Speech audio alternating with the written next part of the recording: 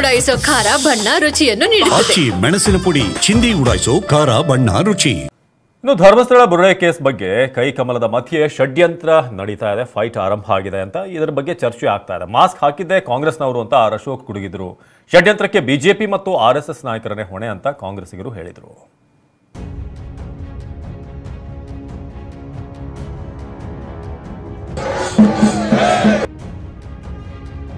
ಧರ್ಮಸ್ಥಳ ಬುರುಡೆ case, ಕೈಕಮಲ ಷಡ್ಯಂತ್ರ fight.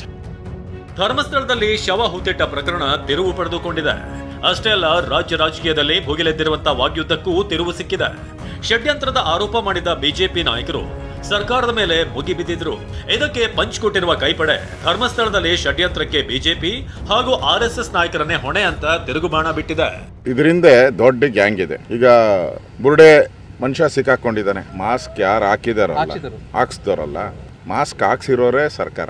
ಇವತ್ತೇನಾರು ಈ ಕುತಂತ್ರ ನಡೀತಾ ಇದೆ, ಷಡ್ಯಂತ್ರ ನಡೀತಾ ಇದೆ ಅಂದ್ರೆ ಬಿಜೆಪಿಯ ಎರಡು ಗುಂಪಿನಲ್ಲಿ ಇಂಟರ್ನಲ್ ಫೈಟ್ ಇಂದ ಇದು ನಡೀತಾ ಇದೆ. I am on record, it is the internal fight between the BJP.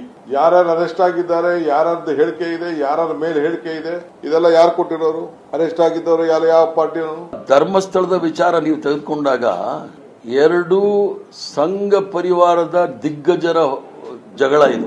ಒಬ್ಬರು ಕರಾವಳಿಯಲ್ಲಿದ್ದಾರೆ, ಒಬ್ಬರು ಘಟ್ಟದ ಮೇಲಿದ್ದಾರೆ. ಈ ಎರಡು ವೈಯಕ್ತಿಕವಾದ ಜಗಳವನ್ನ ಇಡೀ ಧರ್ಮಸ್ಥಳಕ್ಕೆ ಕೆಟ್ಟ ಹೆಸರು ಬರ್ತಕ್ಕಂಥ ಕೆಲಸ ಆಗ್ತಾ ಇದೆ. ಇಂದಿನ ಬಿಜೆಪಿ ಅಧ್ಯಕ್ಷರು ಕಟೀಲ್ರು ಮತ್ತೆ ನಮ್ಮ ಸುನೀಲ್ ಕುಮಾರ್ ಅವರೇ ಮೊದಲು ಸೌಜನ್ಯ ವಿಚಾರದಲ್ಲಿ ಅಲ್ಲಿ ಹೋಗಿ ಧರ್ಮಸ್ಥಳದ ವಿರುದ್ಧ ಮಾತಾಡಿ ತನಿಖೆ ಆಗಬೇಕು ಅಂತೆಲ್ಲ ಅವರೇ ಕೂಗಾಡಿದ್ದು, ಆರ್ಭಟ ಮಾಡಿದ್ದು.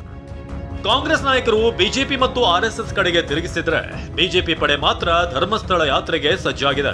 ಎಸ್ಐಟಿ ತನಿಖೆ ಹೆಸರಲ್ಲಿ ಅಪಪ್ರಚಾರ ಮಾಡಬಾರದು, ಸೆಂಥಿಲ್ ಬಂಧಿಸಬೇಕು ಅಂತ ಒತ್ತಾಯಿಸಿದ್ದಾರೆ.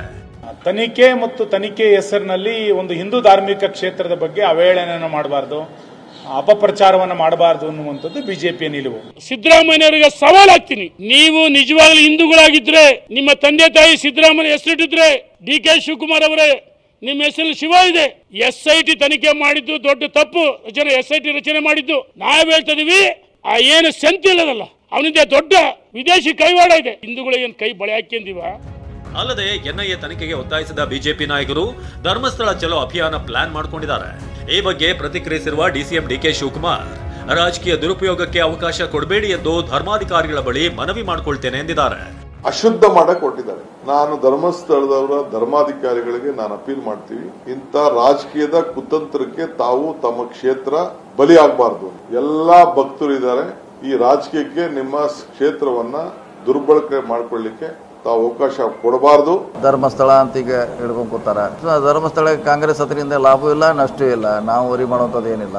ಅವರೆಲ್ಲ ತನಿಖೆ ಮಾಡಿ ನ್ಯಾಯಾಲಯಕ್ಕೆ ಹೇಳ್ಬೇಕ್ರ. ಹಿಜಾಬ್ ಆಯ್ತು, ಹಲಾಲ್ ಕಟ್ ಆಯ್ತು, ಹೊಸ ಹೊಸ ಏನಾರ ಬಂದೇ ಬರ್ತಾರ. ಆ ಸಂದರ್ಭನ ಅವರ ಒಳ್ಳೆ ಚೆನ್ನಾಗಿ ಬಳಸ್ಕೋತಾರ ಅಷ್ಟೇ. ರಾಜಕೀಯ ಚದುರಂಗದಾಟದ ನಡುವೆ ಡಿಜಿಐಜಿಪಿ ಡಾಕ್ಟರ್ ಸಲೀಂ ಗೃಹ ಸಚಿವ ಪರಮೇಶ್ವರ್ ಅವರನ್ನ ಭೇಟಿಯಾಗಿದ್ದಾರೆ. ಬೆಂಗಳೂರಿನ ಸದಾಶಿವನಗರಕ್ಕೆ ಆಗಮಿಸಿ ಧರ್ಮಸ್ಥಳ ಎಸ್ಐಟಿ ತನಿಖೆಯ ಬಗ್ಗೆ ಮೌಖಿಕವಾಗಿ ವಿವರ ಕೊಟ್ಟಿದ್ದಾರೆ.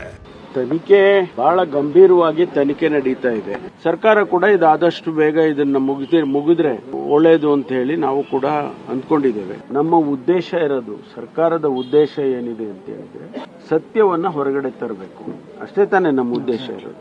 ಆ ಕೆಲಸ ನಾವು ಮಾಡ್ತಾ ಇದ್ವಿ. ಎಸ್ಐಟಿ ಮಾಡಿರೋದೇ ಅದಕ್ಕೋಸ್ಕರ. ಧರ್ಮಸ್ಥಳದಲ್ಲಿ ಶವ ಹೂತಿಟ್ಟ ಪ್ರಕರಣ ಸಂಬಂಧ ರಾಜಕೀಯ ವಲಯದಲ್ಲಿ ಆರೋಪ ಪ್ರತ್ಯಾರೋಪಗಳ ಸುರಿಮಳೆಯಾಗ್ತಿದೆ. ಕಿರಣ್ ಹನ್ಯಡ್ಕ ಜೊತೆ ಹರೀಶ್, ಟಿವಿ9 ಬೆಂಗಳೂರು.